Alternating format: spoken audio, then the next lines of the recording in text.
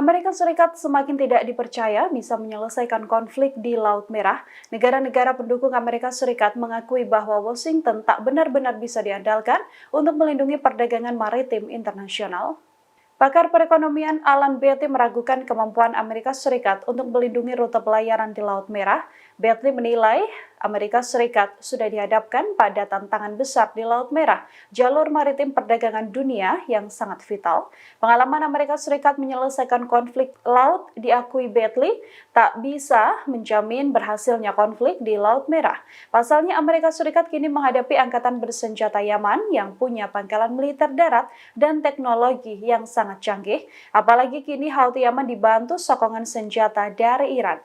Houthi juga tidak menargetkan untuk merampas barang-barang perdagangan atau semacamnya. Tujuan utama serangan Houthi Yaman adalah untuk menghentikan perang di jalur Gaza yang dilakukan pasukan Israel dan didukung oleh Amerika Serikat. Amerika Serikat dianggap mengambil langkah bodoh dengan menggempur Yaman dan juga Houthi, bukan malah menekan Israel dan mengizinkan bantuan masuk ke Gaza. Amerika kini hanya didukung oleh Inggris saja. Jumlah sekutu Amerika Serikat yang siap tempur penuh di Laut Merah diakui Beatty juga nyaris tidak ada. Amerika Serikat sendirian, bahkan Tiongkok dan India yang keduanya memiliki kepentingan komersil di Laut Merah, tak mengambil tindakan menentang Yaman. Download Tribun X sekarang, menghadirkan lokal menjadi Indonesia.